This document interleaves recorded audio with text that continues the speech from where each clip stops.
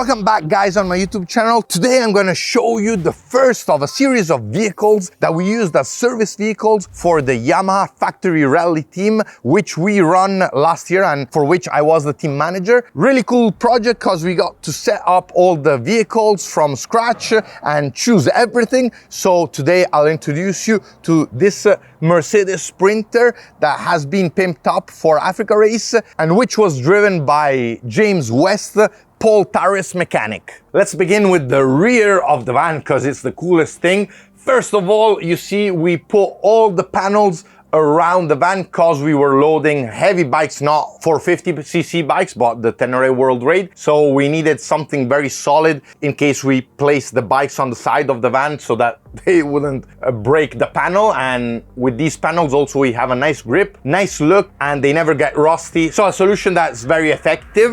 But let's start here with the workbench. Here at the beginning of the van, we have this workbench where the mechanics could work if they had to work and there was sandstorm or dust and whatever. Here they had a clean place where they could work, and here we have a power bank so that they can charge any device, the drill or anything. For example, we had an iPad where on the iPad we had everything that was stored in the vans. In this way it was easy for everyone to know what was in each van. Even though I made each driver of each vehicle load their van so that they knew by heart what was in, because that's really fundamental when you have to be quick. But furthermore, we had also a list of all the stock and storage we had. Under the workbench we have some big trays. In these ones, like here, we have zip ties. Now I unloaded everything, but we had, you know, those spare parts that use quite a bit of space but are pretty flat. On this side instead we had things for the riders. So for example, here we have all the restoration creams that the riders would use, you know, to recover properly after the stage. We have here some names because we printed the names, the numbers, so that we always had spares. So this was for the riders. They would have even their goggles and so on. Underneath here we put the oil, because by opening here we could have access to the oil because we were changing oil every day, not because we needed to, but you know, fresh oil in your engine is always good. On the side of the workbench we had this paper roll because when you're working on the bike you have to always clean a lot of stuff. In these side drawers instead we would have all the tools that, for example, James would use on a daily basis, because in this way he wouldn't have to get on the van and down, and we didn't have to put all the tools on the workbench, leaving space, you know, for when we were taking down parts. These drawers are really handy because you can keep them opened, and while you're working on the bike you just go here, grab your tools, work on the bike, put them back in. And we also had some lubricants in this last drawer, like the chain lube and brake cleaner, so those were getting used a lot. While building this van we decided to leave this part empty because here we would store the quick shades and they're not in the way, so everything is nice and wide to load bikes, bags and so on. Here we would have a 6x3 and a 3x3. Now I have it in the workshop, so I won't put it back in, but this would give us storage for 2 quick shades, and we would simply use the straps so that they wouldn't fall over. Also, once these were down we had plenty of space to work so that even 2 mechanics could use the workbench at the same time. Up here we put LED lights. Initially we used the clamps they came with, but then these were a bit shit, so in the end the old zip ties solve most of your problems. We zip tied them, and yeah, this worked out really well. Speaking about zip ties, you see here we have one of Paul Tarris windshield. One thing we would do is we would use zip ties also to store some parts here on the top, like windshields and some plastic panels. In this way, even if the panels were pretty large, they wouldn't use up any space. Moving back, here we have this elastic that we would use to put all the gear of the riders, because they'd have, you know, their wet shirt, pants and so on. So this would be out of the way. They would be hanging here ready for the day after, because the riders then would change inside the van. So this meant that even if it was cold or hot, they would come in, open a chair and get ready for the stage. We then have here a stationary compressor. This we could roll it out, but we didn't need to because we had this very long hose so that the mechanics could work on the bikes without having to take it down. And this compressor would run on the power bank, meaning no need of any large bulky generator. We mainly used just power banks, these big power banks, to run everything we had to, from the lights and all the devices. Moving back, we have lots of hooks here on the van. Reason for this is because we always had a spare set of wheels, rear and front wheel, and they're strapped using these hooks. There we have the spare wheel for the van, because you never know, in Africa you could get a flat tire. On top of that, we would have the front wheel that now is a workshop, and this would be very nice setup because it doesn't use a lot of space, and in case we had to intervene very quickly, it was super easy. Just remove the strap, take down the wheel, put it on the bike, and so on. Moving back, you see here I have the fridge. Super useful because you can use it as a bench to sit on if you have to change and do anything, but also we have a lot of storage space. This has its internal battery and it can also work with the power bank. You have a lot of space to store all your drinks, have cold drinks, but the coolest thing that you probably saw in one of my previous videos is this makes ice. This is like gold in the desert. You can make ice cubes, put it in your drink, and just enjoy a cold drink in the desert. After the fridge, here we have the air conditioner and air heater. This also is a standalone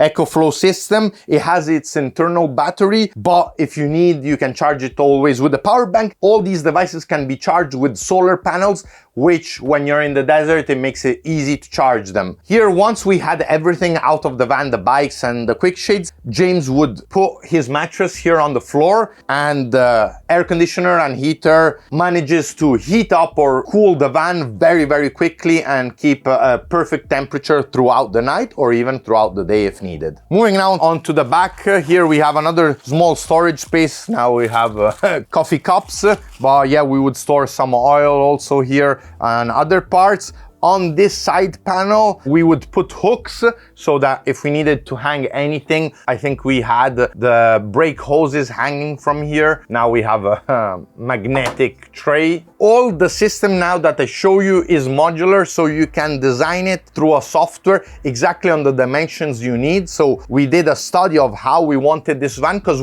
for us, the most important thing, we wanted space. We didn't want, to cram everything in, but at the same time we needed functionality and enough space to store parts. So on top here we had a section where we could put parts. Generally we would put food up here, energy bars of the riders and so on. Underneath here we have another shelf where we have a pretty big amount of space. Underneath here we have the same shelf as this one with this cover that can easily be opened. This cover can be placed even on these other shelves, but here we needed things to be quick to get, whereas here we would use up all the space and we needed this closure so that things wouldn't fall out. Here I have some sand from the desert. This is from the Dakar, from the Pink Lake, very precious. Moving under, we have these plastic boxes. We could have gone with drawers even here, but we wanted something that would be super simple and effective. And these plastic boxes can come in different dimensions. When we designed the storage, we went for 2 different dimensions. So one where we would put smaller spare parts, and then one type that could hold bigger spare parts. They just slide out. They have a cover so everything stays clean inside. We would get these boxes, put them on the workbench, and here we had lots of parts. For example, this was the nav equipment, so we have all the ERTF, e-retract parts.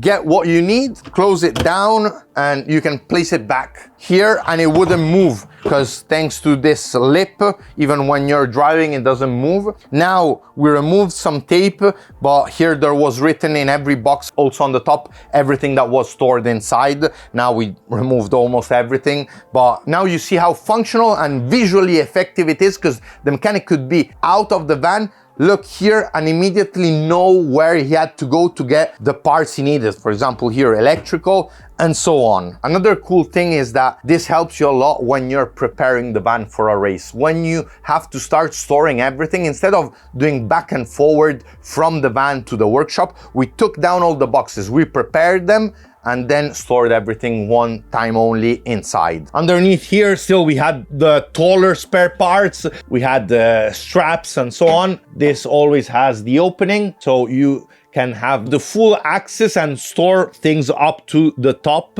Here we had also some van spare parts because we changed during Africa race the air filters and other parts, just because in a rally like Africa race you can't think of only working on the race bikes, but even the vehicles need service if you want to be sure not to have any problem. In this second section, this was longer. Here you see we would store, for example, the air filter, so it'd be quick because we would have them pre-oiled already in a bag and just change them every day. We never cleaned them. We cleaned them once they were home. On this shelf is like the other one, and we use these dividers, which we used even on other parts of the van, that would let us adjust and divide stuff how we need it. They're held with these plastic clips that you just remove and move wherever you want. To me, this is extremely useful, and you can do it also in the drawers where you can put these dividers held up with these plastic clips, and you can adjust depending every race, every rally, the parts you will store or tools you'll need. You will always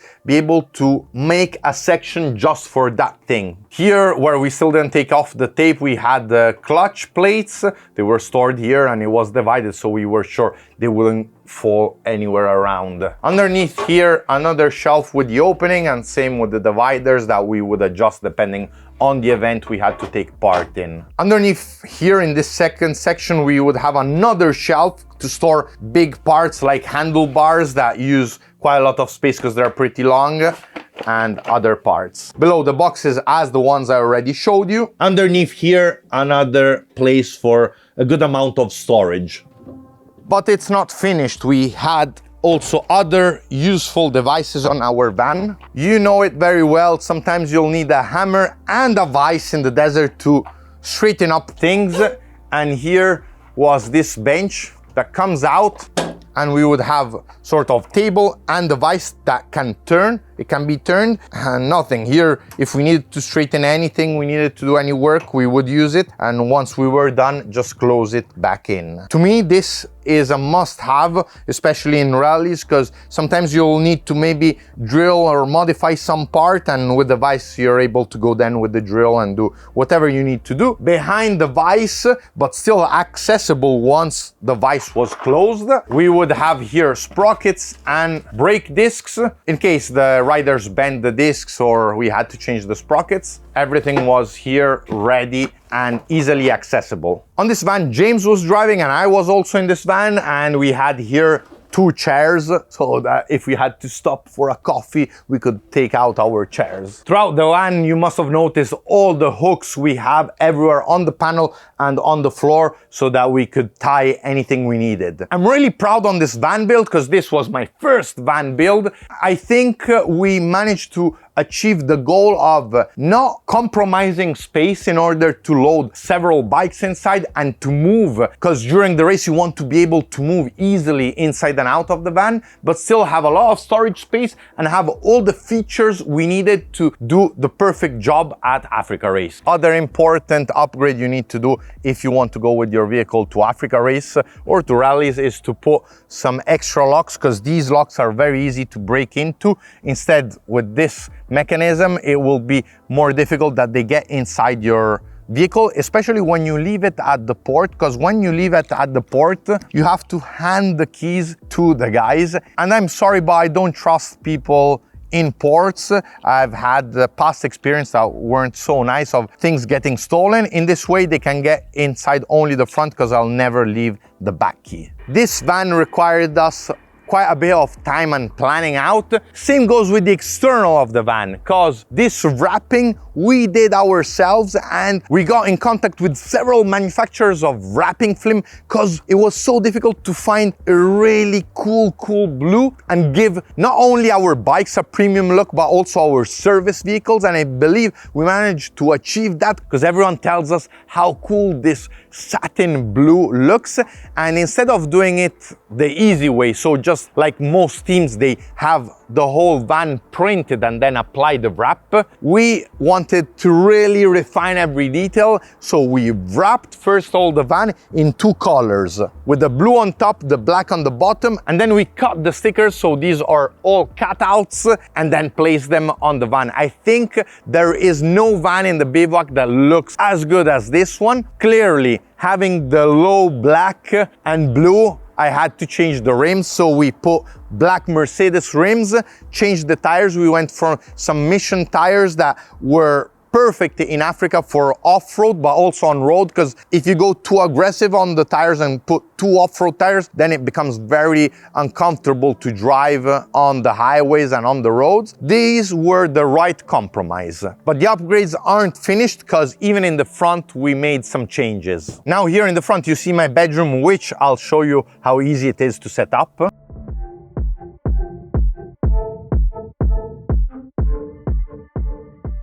This bed was like sleeping at home, and with these covers, the very good thing was that even if there was super hot weather and high temperatures, I could still sleep inside here. I would have completely dark, because these insulate really, really well. They're usually used on RVs and camper vans. So this was like having a hotel room for me. One reason for this bed being so comfortable is because this mattress is pretty big, and underneath here there is some wood panels. So with the wood panels, everything is rigid and you don't feel underneath, you know, all the shape of the seat. Furthermore, these you can remove so that you can wash the cover. And here is the wooden plate that's goes all the way through the bed. Then something we needed to do was change the suspensions. We wanted some stiffer suspensions that we could adjust by air, so that if we had a heavy load, like when we were going to Monte Carlo for the start and had the bikes inside and so on, we wanted to raise the rear.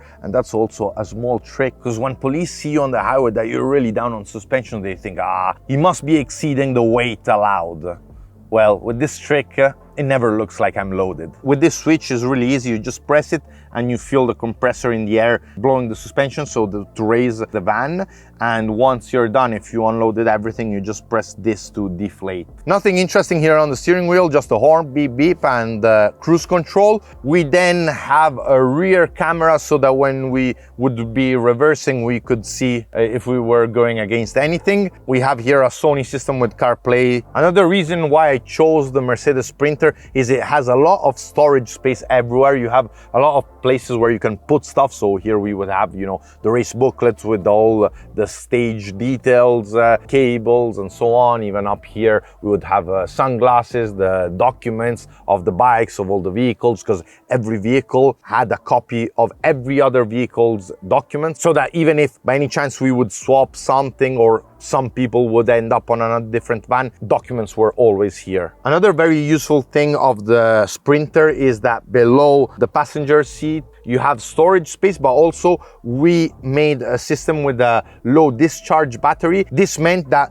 even if I have some power outlets and I had to charge anything, I wouldn't go use the battery of the van, risking to compromise and have a flat battery. I would have a low discharge battery to power anything that was in the back. Well guys, that's all for today. I really hope you enjoyed the video and maybe took some inspiration to do your van build. Let me know in the comments what are your thoughts. Let me also know your advices, if maybe something was missing in the van that you think was gonna be very useful. I know that the first thing you'll tell me, why didn't I put a rack on the rooftop with the tires? We didn't need to, because we had 5 service vehicles, so we had a specific storage vehicle and no need to put a rack, so in this way it would be easier. Furthermore, having the tires on top, yes, you can do, but it's not ideal for the moose, so it was better to store them inside the van. Also, in the comments, tell me what's the next vehicle you want to see, because we had 2 Sprinter vans, so I won't do the video on the other Sprinter van because it's pretty similar to this, and it was driven by Max, Alessandro Botturi's mechanic, so each mechanic had their separate vehicle. I think this was fundamental so things don't get messed up and every mechanic can work properly. But let me know if you want to see the media car or the camper van where the riders would sleep, and I'll be sure to bring you that video before the end of the year. Thanks guys for watching. See you in the next one. Ciao!